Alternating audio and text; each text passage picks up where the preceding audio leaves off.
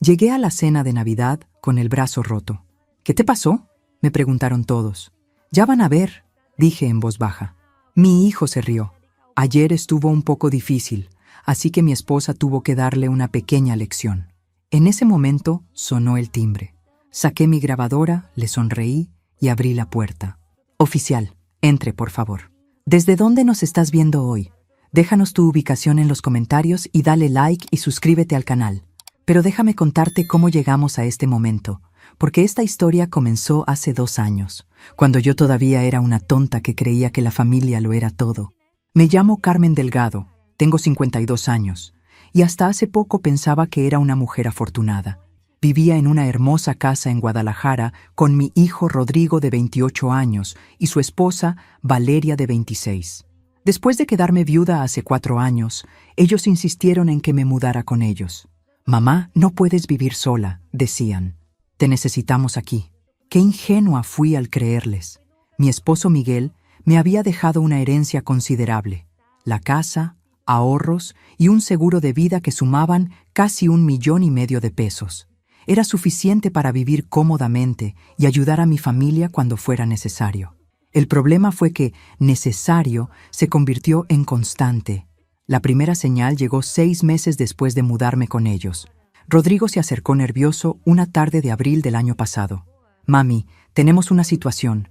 El negocio de consultoría tiene problemas de flujo de efectivo. Solo necesitamos 50,000 pesos por 2 meses.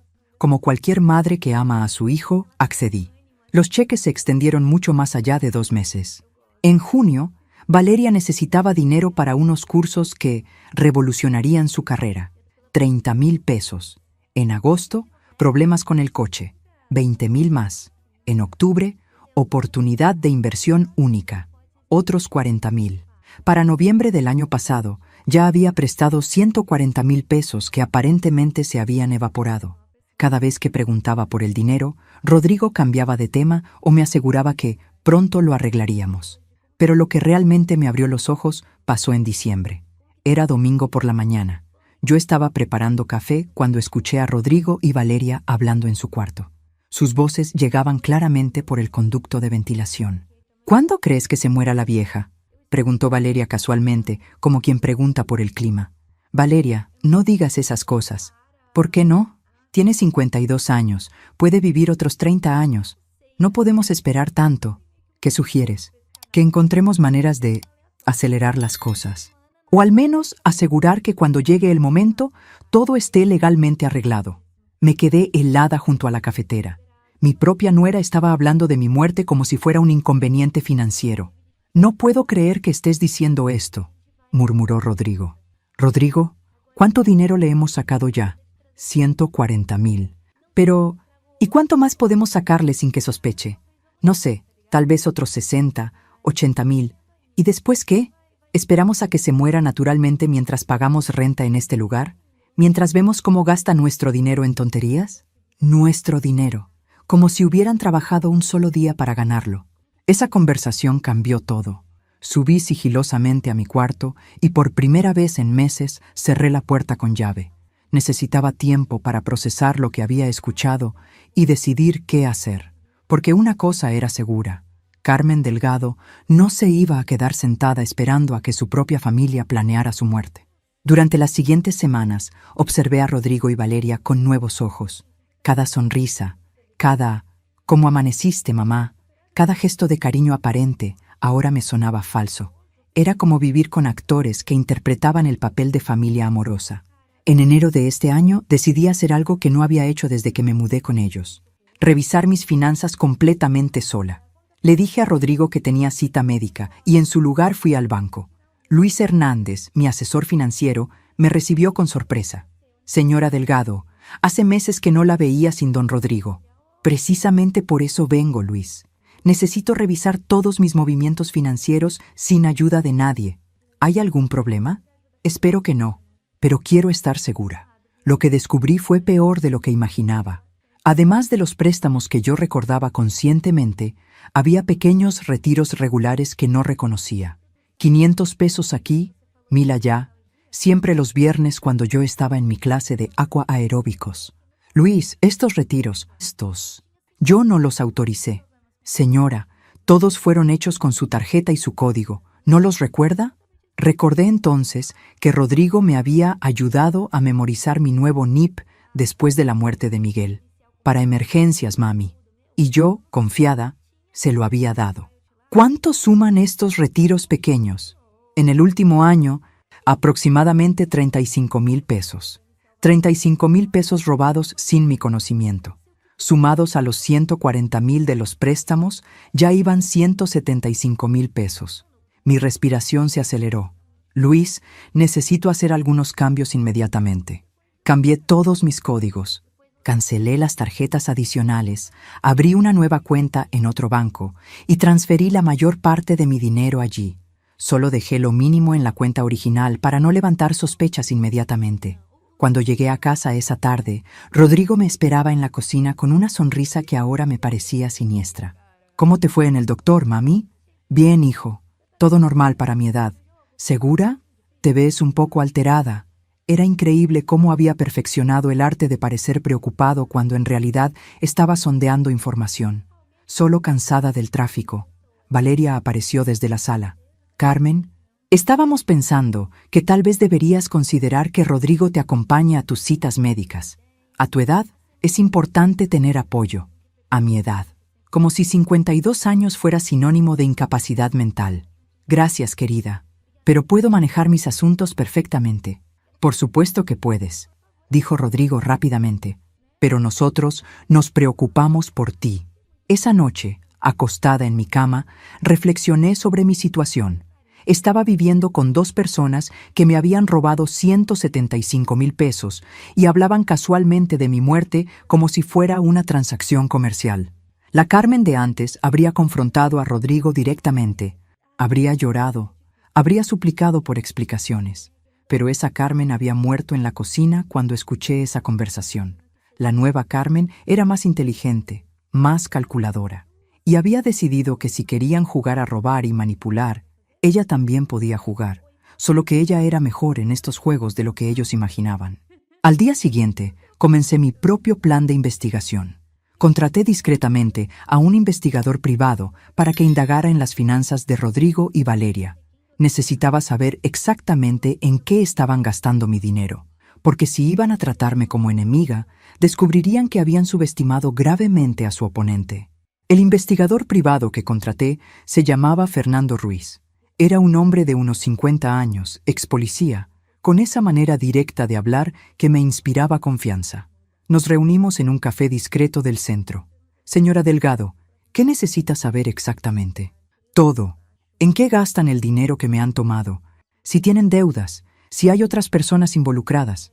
Quiero una fotografía completa de sus vidas financieras. ¿Sospecha de algo específico? Le conté sobre los retiros no autorizados y los préstamos que nunca se devolvieron. No mencioné la conversación que había escuchado sobre mi muerte.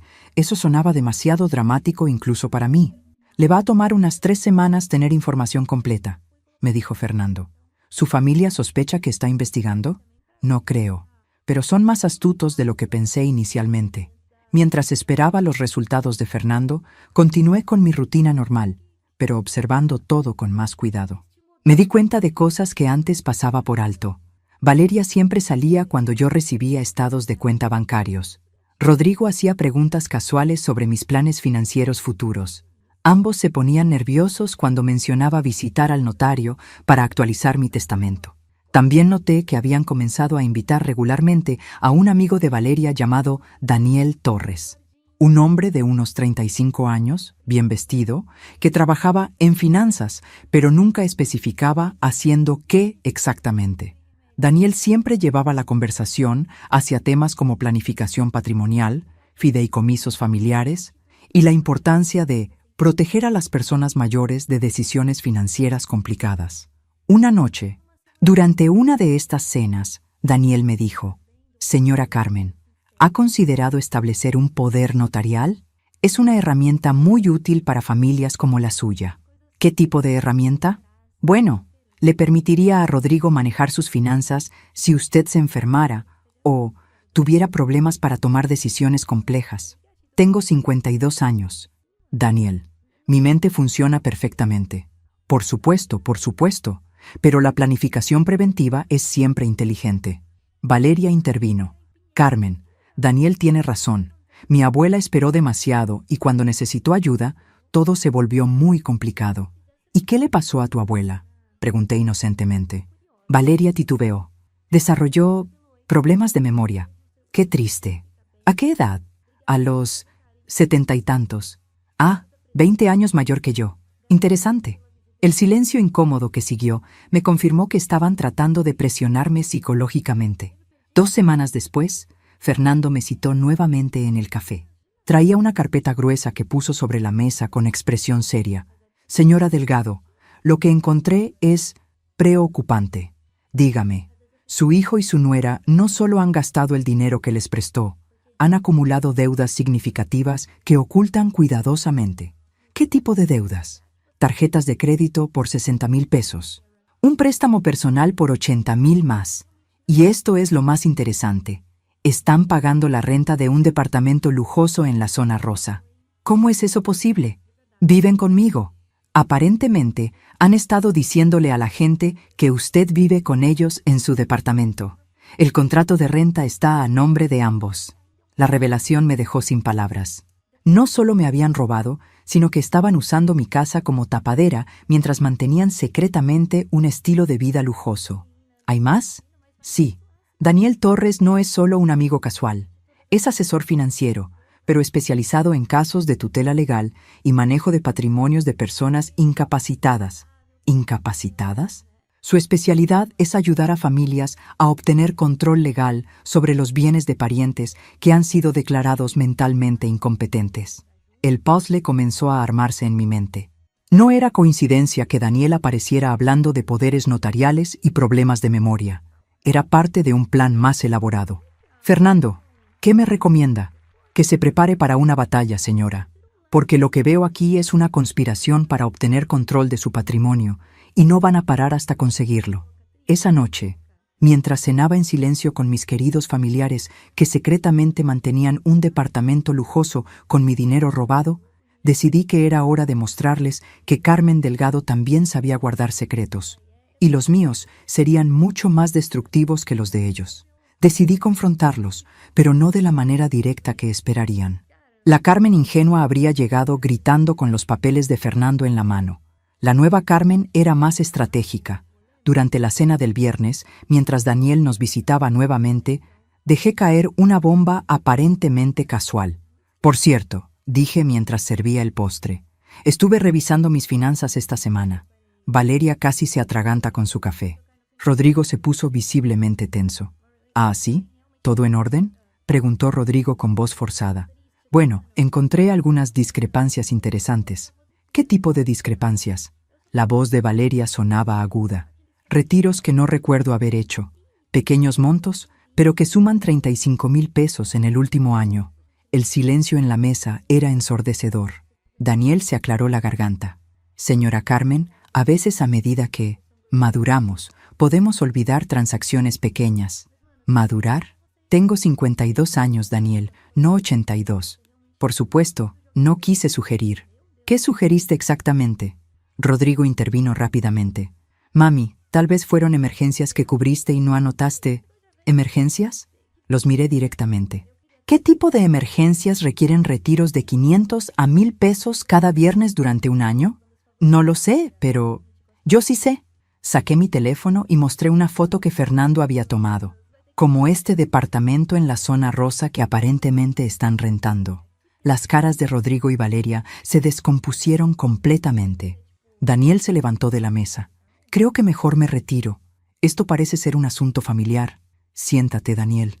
Mi voz tenía una autoridad que yo misma no sabía que poseía. Esto te incluye a ti también. Señora Carmen, yo no... Tú eres asesor financiero especializado en casos de tutela legal. ¿Creías que no iba a investigar por qué apareciste súbitamente en mi casa hablando de poderes notariales? Daniel se quedó callado. Rodrigo parecía estar a punto de vomitar.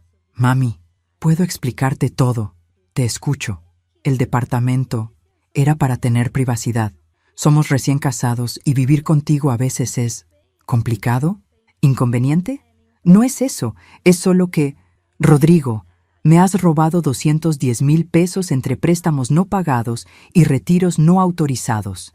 Han gastado mi dinero manteniendo una vida doble y han traído a un especialista en declarar gente incompetente para cenar a mi mesa.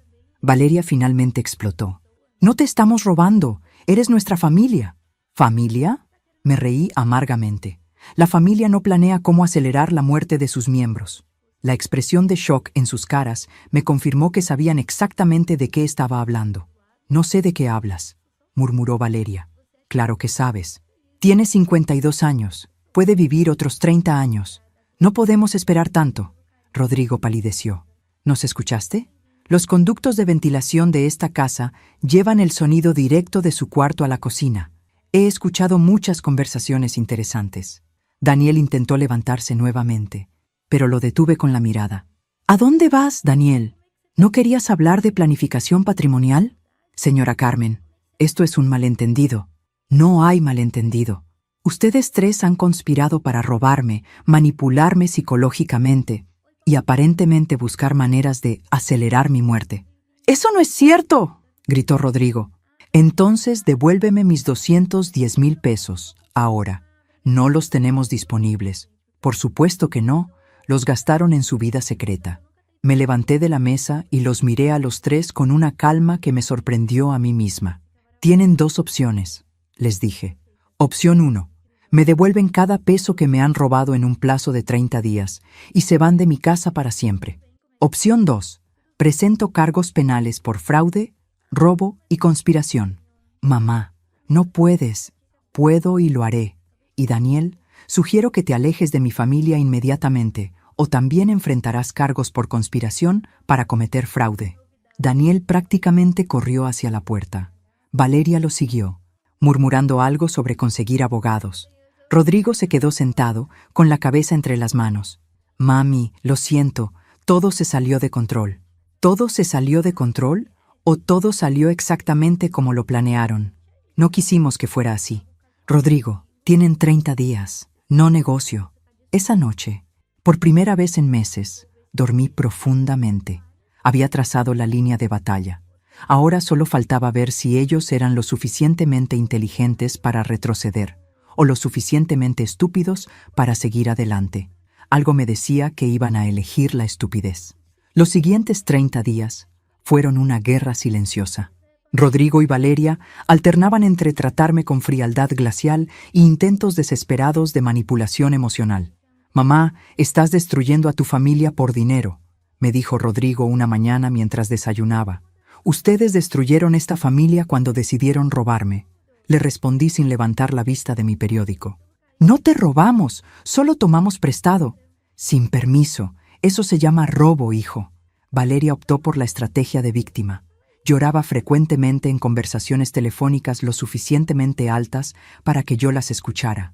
«Sí, mamá. Carmen nos está echando de la casa. No, no podemos hacer nada». «Sí, está actuando muy extraña últimamente. Tal vez deberías hablar con ella. Qué actriz tan talentosa. Lástima que su audiencia fuera tan limitada». El día 20 de mi ultimátum recibí una visita inesperada. Era la señora Elena Vázquez, madre de Valeria. «Carmen querida, ¿podemos hablar?» «Por supuesto». «Elena, pasa». Elena era una mujer elegante de unos 60 años, con esa manera diplomática de hablar que solo se adquiere con décadas de práctica social. «Carmen, estoy preocupada por esta tensión entre tú y los niños». «¿Los niños?» «Elena, tu hija tiene 26 años y mi hijo 28. ¿Sabes a qué me refiero?» Valeria me dice que han tenido algunos malentendidos sobre dinero. ¿Malentendidos? ¿Es así como llamas al robo de 210,000 pesos? Elena parecía genuinamente sorprendida. ¿210,000 pesos? Tu hija no te contó la cantidad, ¿verdad? Ella mencionó algunos préstamos familiares. Elena, déjame mostrarte algo. Saqué todas las evidencias que Fernando había reunido. Estados de cuenta, fotos del departamento secreto, registros de las deudas de Rodrigo y Valeria. Elena revisó todo en silencio. Su expresión cambió gradualmente de confusión a shock y finalmente a algo que parecía vergüenza. «Carmen, yo no sabía nada de esto. ¿Tu hija no te contó que están viviendo una doble vida con mi dinero?» Me dijo que vivían contigo porque estaban ahorrando para comprar una casa. Están ahorrando, pero es mi dinero el que están guardando. Elena cerró los documentos lentamente. ¿Qué vas a hacer? Ya les di 30 días para devolverme el dinero. Quedan 10. ¿Y si no pueden? Entonces aprenderán que las acciones tienen consecuencias. Carmen, sé que están equivocados, pero son muy jóvenes. Tal vez podrías considerar... Elena, tu hija habló de acelerar mi muerte, porque no quiere esperar 30 años para heredar. Elena se quedó helada. ¿Qué dijiste? Los escuché planeando cómo obtener control de mi dinero más rápidamente. Tu hija ve mi vida como un inconveniente financiero. Eso no puede ser cierto. ¿Quieres que te reproduzca la grabación? Durante las siguientes 2 semanas, Elena trabajó como mediadora no oficial. Aparentemente había tenido conversaciones muy directas con Valeria sobre responsabilidad adulta y consecuencias de las decisiones. Rodrigo comenzó a vender cosas, su reloj caro, algunos equipos electrónicos, incluso su auto deportivo. Pero aún así, al día 30 solo habían reunido 120,000 pesos. Mami, es todo lo que pudimos conseguir, me dijo Rodrigo, entregándome un cheque. ¿Podemos hacer un plan de pagos para el resto? ¿Un plan de pagos? Como si fueras mi cliente en lugar del ladrón que me robó. Por favor, no me llames ladrón. Entonces no actúes como uno. ¿Qué quieres que hagamos? ¿Que vendamos todo lo que tenemos? ¿Todo lo que tienen? Rodrigo, todo lo que tienen lo compraron con mi dinero. Somos tu familia. La familia no roba, Rodrigo. Ya hablamos de esto. Esa noche tomé una decisión. Al día siguiente visitaría a un abogado para formalizar los cargos criminales. Había dado 30 días de gracia, pero claramente mi generosidad había sido interpretada como debilidad. Era hora de que aprendieran que Carmen Delgado ya no era la mujer que se dejaba pisotear por nadie, ni siquiera por su propia sangre. Pero lo que no sabía era que Rodrigo y Valeria también habían tomado una decisión. Y su plan era mucho más siniestro de lo que yo imaginaba. Al día siguiente fui a ver a la licenciada Patricia Vega, una abogada penalista que me había recomendado Fernando. Su oficina estaba en un edificio elegante del centro, y ella tenía esa presencia intimidante que inspiraba confianza. Señora Delgado, me dijo después de revisar toda la evidencia, tiene un caso sólido para cargos criminales por fraude y apropiación indebida. ¿Qué tipo de proceso estaríamos hablando? Dependiendo de cómo quieran defenderse, podría tomar entre 8 meses y 2 años. Pero con la evidencia que tiene, las posibilidades de condena son altas. ¿Y las consecuencias para ellos? Para montos superiores a 100,000 pesos. Estamos hablando de entre 2 y 8 años de prisión. La realidad de lo que estaba considerando me golpeó fuertemente. Enviar a mi propio hijo a prisión no era algo que había imaginado cuando comenzó todo esto. ¿Hay alternativas? Restitución completa voluntaria podría evitar el proceso penal, pero tendría que ser pronto. Esa noche llegué a casa decidida a dar una última oportunidad, pero encontré algo que cambió todo. La casa estaba demasiado silenciosa. Rodrigo y Valeria no estaban, lo cual era extraño porque habían estado evitando salir para ahorrar dinero. Subí a revisar su cuarto. La puerta estaba entreabierta. Cuando entré, me di cuenta inmediatamente de que faltaban cosas. Mucha ropa había desaparecido.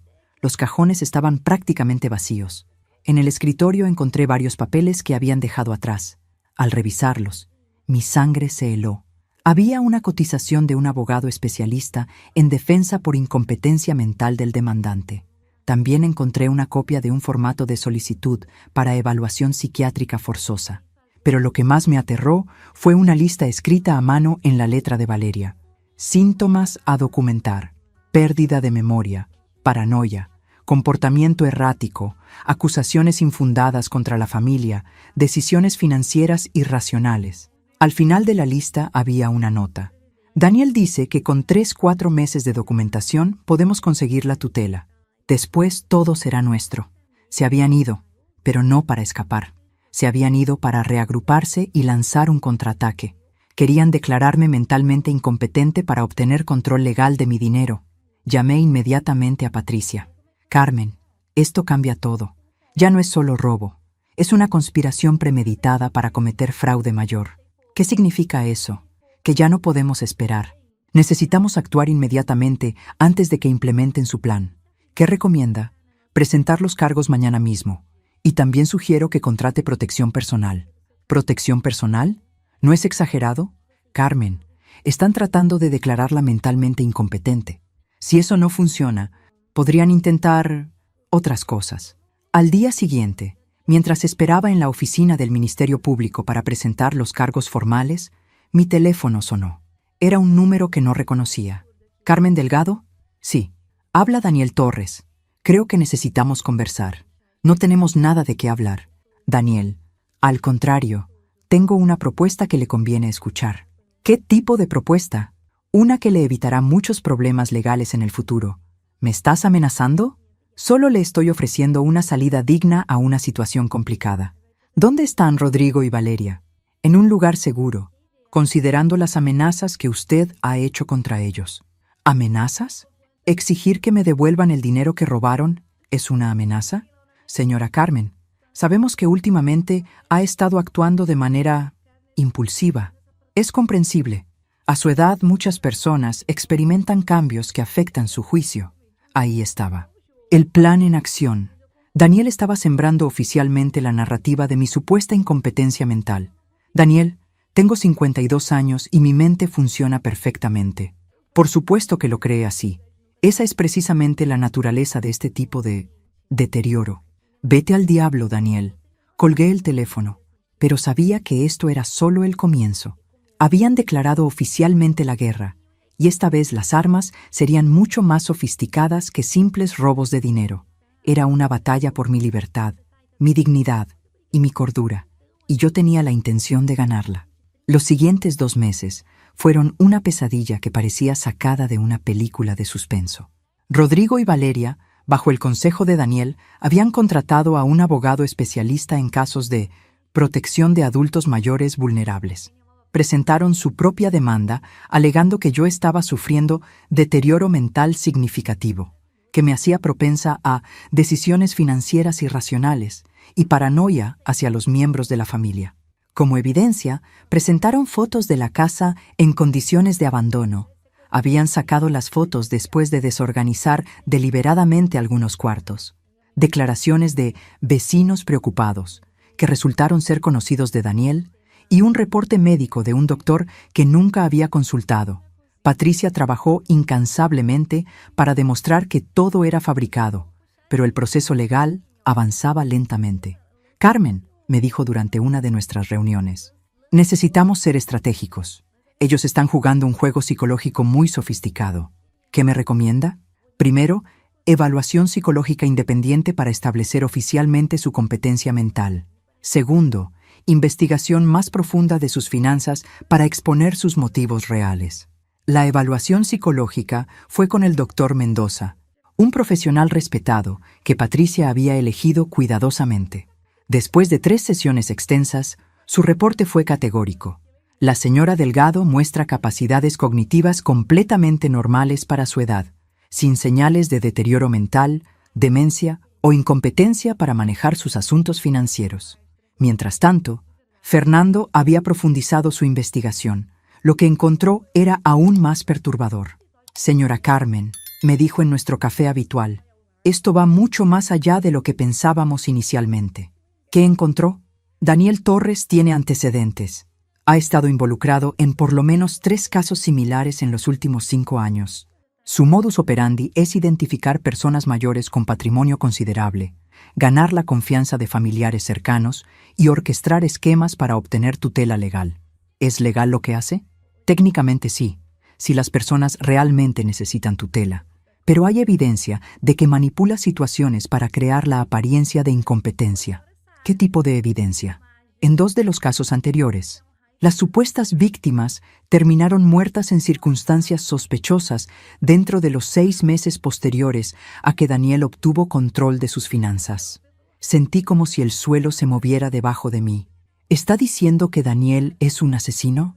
Estoy diciendo que las muertes fueron muy convenientes y que su patrimonio desapareció misteriosamente después. ¿La policía lo investigó? Las muertes parecían naturales. Una caída accidental en las escaleras, un error con medicamentos, cosas que pasan a personas mayores con problemas de salud. ¿Y Rodrigo y Valeria saben esto? Esa es la pregunta crítica. O son cómplices conscientes, o son víctimas de manipulación que no entienden completamente en qué se han metido. Esa noche no dormí. La posibilidad de que mi hijo estuviera involucrado en algo que había resultado en muertes era demasiado horrible para procesarla. Al día siguiente tomé una decisión que cambiaría todo. Contraté a Miguel Santos, el guardaespaldas que Patricia había sugerido, e instalé un sistema de seguridad completo en la casa. Señora Delgado, me dijo Miguel después de revisar el sistema, si realmente están planeando algo físico, esto nos dará ventaja, pero usted tiene que seguir mis protocolos estrictamente. ¿Qué tipo de protocolos? No salir sola después del anochecer, variar sus rutinas diarias, y si algo le parece extraño, no importa qué tan pequeño, me llama inmediatamente. Durante las siguientes semanas, la presión psicológica aumentó. Recibía llamadas anónimas a altas horas. Encontraba mi correo desordenado. Una noche alguien cortó las llantas de mi auto. Pero también noté que estaba siendo observada. Miguel me había enseñado a detectar vigilancia y definitivamente había personas siguiéndome regularmente. Están evaluando sus rutinas, me explicó Miguel. Estudiando cuándo está sola, dónde va, con quién habla. Es preparación. ¿Preparación para qué? Para el siguiente paso de su plan. Una noche de octubre, ese siguiente paso se reveló, y fue mucho más directo y peligroso de lo que cualquiera de nosotros había anticipado. El incidente ocurrió un martes por la noche. Había estado en mi clase de pintura hasta tarde, algo que hacía todos los martes desde hacía años. Miguel me había advertido sobre mantener rutinas predecibles, pero cambiar mis clases habría sido demasiado sospechoso. Llegué a casa cerca de las 10 de la noche. La casa estaba a oscuras, lo cual era normal ahora que vivía sola. Encendí las luces de la entrada y me dirigí a la cocina para prepararme un té. Fue entonces cuando noté que la puerta del patio trasero estaba ligeramente entreabierta. Yo siempre la dejaba cerrada con doble llave. Mi entrenamiento con Miguel se activó inmediatamente. En lugar de investigar, salí silenciosamente de la casa y llamé tanto a Miguel como a la policía desde mi auto. Miguel llegó en 5 minutos con 2 compañeros de su empresa de seguridad. Entraron a la casa sistemáticamente mientras yo esperaba afuera. 20 minutos después, Miguel salió con evidencia inquietante. Señora Carmen, encontramos dispositivos de grabación ocultos en su sala y cuarto principal. También hay evidencia de que alguien estuvo revisando sus documentos personales. ¿Dispositivos de grabación? Muy sofisticados. Probablemente han estado monitoreando sus conversaciones durante semanas. La policía arribó y documentó todo. El detective a cargo, el comandante Herrera, revisó los dispositivos con expresión seria. Señora Delgado, esto constituye allanamiento de morada y violación de privacidad. ¿Tiene idea de quién podría estar detrás? Le expliqué toda la situación.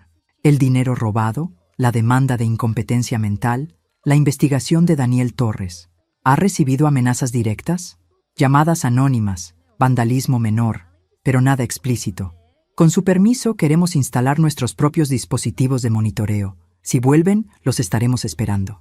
Los siguientes días fueron tensos. La policía había instalado cámaras ocultas y dispositivos de rastreo. Miguel reforzó la seguridad. Yo intentaba mantener mi rutina normal mientras constantemente miraba sobre mi hombro. El viernes por la noche, mientras cenaba sola, mi teléfono sonó. Era Rodrigo. Mami, necesitamos hablar. No tenemos nada de qué hablar. Rodrigo, sí tenemos. Esto se ha salido de control. Estoy de acuerdo. Ustedes robándome se salió de control hace meses. Mamá, por favor, ¿podemos encontrarnos en algún lugar neutral? Solo tú y yo. Algo en su voz sonaba diferente. Menos arrogante, más asustado. ¿Por qué ahora, Rodrigo? Porque hay cosas que necesitas saber sobre Daniel. Cosas que no sabía cuando empezó todo esto. ¿Qué tipo de cosas? No puedo decirlo por teléfono. Por favor, mamá, 1 hora. El café donde solías llevarme cuando era niño. Consulté con Miguel y el detective Herrera. Ambos pensaron que era demasiado arriesgado. Señora Carmen, dijo Miguel, podría ser una trampa. O podría ser mi oportunidad de obtener información sobre sus planes. Si va, yo voy con usted. Si Rodrigo ve que traigo guardaespaldas, no hablará. Finalmente acordamos que Miguel me seguiría a distancia y que yo llevaría un micrófono oculto para grabar toda la conversación. El café estaba en una plaza comercial bien iluminada con mucha gente. Llegué primero y elegí una mesa con buena visibilidad. Rodrigo apareció 10 minutos después e inmediatamente noté que se veía terrible. Había perdido peso, tenía ojeras profundas y sus manos temblaban ligeramente. Mami, gracias por venir. ¿Qué querías decirme, Rodrigo? Primero, quiero pedirte perdón. Por el dinero, por todo. Tienes razón, lo que hicimos fue robo. ¿Y segundo? Segundo, necesitas alejarte de la casa, salir de la ciudad por un tiempo. ¿Por qué? Porque Daniel no es lo que pensábamos. Y Valeria está mucho más involucrada con él de lo que yo sabía. ¿Qué significa eso? Significa que el plan original era solo obtener tutela sobre tu dinero. Pero ahora Daniel está hablando de opciones más permanentes. Las palabras me helaron la sangre. ¿Opciones permanentes? Mami, creo que Daniel está planeando lastimarte. Y creo que Valeria está de acuerdo. ¿Y tú? Rodrigo comenzó a llorar. Yo solo quería el dinero. Nunca pensé que llegaría a esto. Pero ahora tengo miedo de Daniel. Y tengo miedo de lo que Valeria puede hacer. Rodrigo, ¿qué sabes exactamente? Sé que Daniel ha hecho esto antes. Sé que otras personas han resultado muertas. Y sé que te están vigilando constantemente para encontrar el momento perfecto. ¿El momento perfecto para qué? Para hacer que parezca un accidente. Las palabras de Rodrigo resonaron en mi cabeza durante el resto de nuestra conversación. Mi hijo, sin darse cuenta completamente, había confirmado mis peores temores. Daniel Torres era un predador profesional y yo era su próximo objetivo. Mami, continuó Rodrigo, tienes que creerme. Cuando empezó todo esto, yo solo pensaba en el dinero que nos debías por cuidarte. Valeria me convenció de que era injusto que tuviéramos que esperar a que murieras para tener lo que nos correspondía. ¿Nos correspondía? Rodrigo, yo no les debo nada. Lo sé ahora. Pero Valeria, ella puede ser muy persuasiva. Me hizo creer que tú estabas siendo egoísta al no planificar para nuestro futuro. ¿Y Daniel? ¿Cómo lo conocieron? Valeria lo conoció en un seminario de planificación financiera. Él se le acercó después de que ella mencionó casualmente la situación con tu herencia. ¿Él se le acercó? ¿No fue coincidencia? No, mami. Daniel busca específicamente este tipo de situaciones. Familias con personas mayores que tienen dinero y parientes que se sienten frustrados. ¿Qué más sabes sobre él? Sé que ha trabajado con otras familias antes. Y sé que todas esas personas mayores terminaron muertas. ¿Valeria sabe esto? Rodrigo vaciló. Al principio no, pero ahora creo que sí, y no le importa. ¿Qué te hace pensar eso? La forma en que habla de ti. Ya no te ve como una persona, mami. Te ve como un obstáculo. ¿Y tú? ¿Cómo me ves? Como mi madre que he traicionado terriblemente. Pasé los siguientes días procesando la información de Rodrigo y preparándome para lo que estaba por venir. Patricia había conseguido una orden judicial para investigar oficialmente las actividades de Daniel Torres. Fernando estaba coordinando con la policía de otras ciudades donde Daniel había operado antes, pero todos coincidían en que mi seguridad inmediata era la prioridad. Daniel y Valeria sabían que estaban siendo investigados, lo cual los hacía más peligrosos. Carmen, me dijo Patricia durante una reunión de emergencia, tenemos evidencia sólida para arrestar a Daniel por fraude y conspiración, pero necesitamos más para probar los homicidios anteriores. ¿Qué sugiere?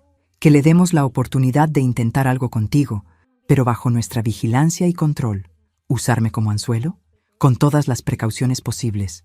Miguel y un equipo completo de la policía estarían monitoreando cada momento. ¿Y si algo sale mal? No saldrá mal. Pero Carmen, es la única manera de obtener evidencia suficiente para detenerlo permanentemente. Acepté el plan, aunque cada instinto me gritaba que era demasiado peligroso. Pero también sabía que mientras Daniel estuviera libre, nunca estaría segura. El plan era simple. Yo mantendría mi rutina normal, pero en lugares controlados, donde la policía pudiera responder instantáneamente. Si Daniel intentaba algo, lo atraparíamos en el acto. No tuvimos que esperar mucho. 3 días después, mientras estaba en mi clase de pintura, en un estudio que ahora tenía agentes encubiertos, Miguel me alertó a través del micrófono oculto que llevaba. Carmen, hay movimiento en su casa. 2 personas acaban de entrar por la puerta trasera. ¿Son ellos? Afirmativo. Daniel Torres y una mujer que coincide con la descripción de Valeria. ¿Rodrigo está con ellos? Negativo, solo los 2. Mi corazón se aceleró. Era el momento que habíamos estado esperando y temiendo. ¿Qué hacemos? Siga pintando normalmente. Nosotros manejamos esto. Pero 20 minutos después, Miguel me dio una actualización que cambió todo. Carmen, no están robando nada. Están instalando algo en su cuarto. ¿Instalando qué? Parece ser un sistema de delivery para sustancias químicas. Muy sofisticado. ¿Sustancias químicas? Sí, conectado a su sistema de calefacción. Si lo activan, estarían bombeando gases tóxicos directamente a su habitación mientras duerme. La realidad me golpeó como un martillo. No estaban planeando hacer que mi muerte pareciera un accidente. Estaban planeando asesinarme lentamente con veneno, para que pareciera una muerte natural por problemas respiratorios. Miguel, ¿cuánto tiempo antes de que terminen? Están empacando ahora. Probablemente 5 minutos. ¿La policía está lista? Sí, pero Carmen, hay un problema. ¿Qué problema? Rodrigo acaba de llegar y trae algo que parece ser una pistola. Los siguientes 20 minutos fueron los más largos de mi vida. A través del micrófono oculto, escuchaba las actualizaciones de Miguel mientras fingía concentrarme en mi pintura. Carmen, la situación se ha complicado. Rodrigo está discutiendo con Daniel y Valeria. Parece que no sabía sobre el sistema de gases tóxicos. ¿Qué están diciendo? Rodrigo está gritando algo sobre que esto no era el plan. Daniel le está diciendo que se calme. ¿Y la pistola? Todavía la tiene, pero apuntando hacia abajo. Parece más asustado que agresivo. 10 minutos después, Miguel me dio la actualización que estaba esperando. Carmen, la policía está en posición. Van a entrar en 30 segundos. Manténgase donde está hasta que le diga que es seguro. Escuché sirenas a la distancia, acercándose rápidamente. Luego el sonido se detuvo abruptamente. Los oficiales habían llegado a mi casa. «Policía, salgan con las manos arriba». A través del micrófono podía escuchar gritos, pasos corriendo, órdenes confusas. «No disparen», era la voz de Rodrigo. Yo llamé para avisar que estaban aquí. «¿Qué?», murmuré. Miguel me clarificó. Parece que Rodrigo efectivamente llamó a la policía. Llegó aquí para detenerlos, no para ayudarlos. 20 minutos después, Miguel me dio autorización para regresar a casa. Lo que encontré fue una escena que parecía sacada de una película policíaca. Daniel Torres estaba esposado en mi sala, rodeado de evidencia de su sistema de envenenamiento. El equipo era increíblemente sofisticado. Tubos conectados a mi calefacción, temporizadores programables y contenedores de gases que, según me explicó después el detective Herrera, habrían causado muerte por asfixia en aproximadamente una semana de exposición nocturna. Habría parecido una muerte completamente natural, me dijo el detective. Problemas respiratorios en una mujer de su edad. Nadie habría sospechado nada. Valeria también estaba esposada, pero ella no mostraba remordimiento.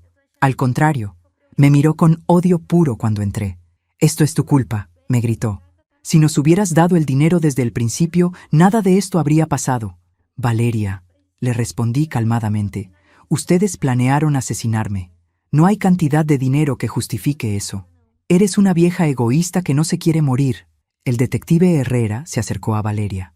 «Señora, le sugiero que no diga nada más sin un abogado presente». Rodrigo estaba sentado en una silla aparte, con la cabeza entre las manos.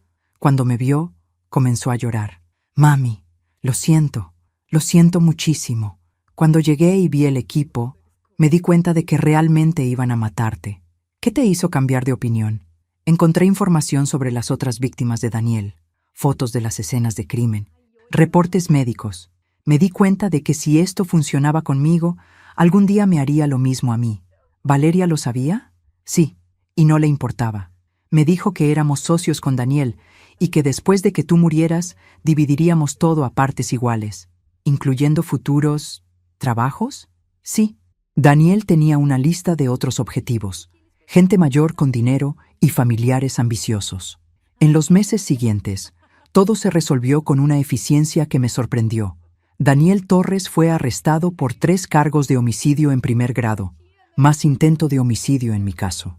La evidencia que habíamos reunido, combinada con la cooperación de Rodrigo, fue suficiente para garantizar una condena.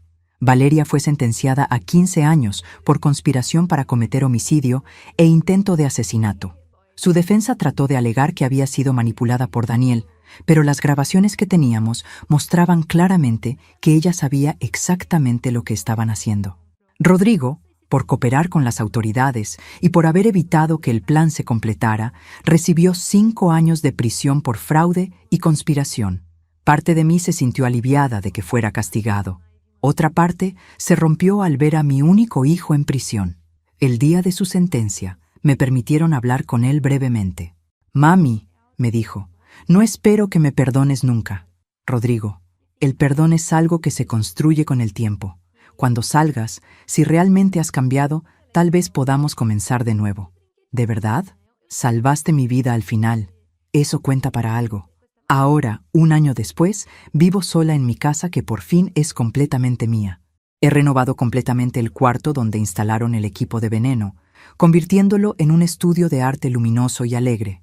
Mercedes, del club de lectura, y otras amigas visitan regularmente. He comenzado a viajar, algo que nunca hice cuando Miguel estaba vivo. Patricia se ha convertido en una amiga cercana. Y ocasionalmente cenamos para intercambiar historias de casos interesantes. Rodrigo me escribe cartas desde prisión. Son cartas genuinas, reflexivas, donde habla sobre terapia psicológica y cómo está trabajando para entender las decisiones que tomó. Le respondo, pero guardando distancia emocional. La confianza se perdió, y reconstruirla tomará años. El dinero que me robaron fue completamente recuperado, más intereses. Lo que es irónico, porque ahora tengo más dinero del que tenía al principio de toda esta pesadilla. Pero lo más importante que gané no fue dinero. Fue el conocimiento de que Carmen Delgado no es víctima de nadie. Que puedo defenderme, pelear cuando es necesario y ganar batallas que nunca imaginé que tendría que pelear. Esta mañana, mientras desayunaba tranquilamente en mi cocina, en mi casa, recordé esa cena de Navidad hace 2 años cuando llegué con el brazo roto y la grabadora, cuando abrí la puerta para recibir a los oficiales que arrestarían a mi familia por conspirar para asesinarme. Fue el final de una historia terrible, pero también el comienzo de una Carmen nueva. Una mujer que aprendió que a veces la familia no está en la sangre, sino en las personas que te respetan, te valoran y definitivamente no tratan de envenenarte mientras duermes. Y si alguien más piensa que Carmen Delgado es una víctima fácil porque es una mujer de 53 años que vive sola, que revise el expediente judicial, porque esta viuda ya no es la mujer dulce y confiada que solía ser. Ahora soy muchísimo más peligrosa, y estoy perfectamente bien con eso.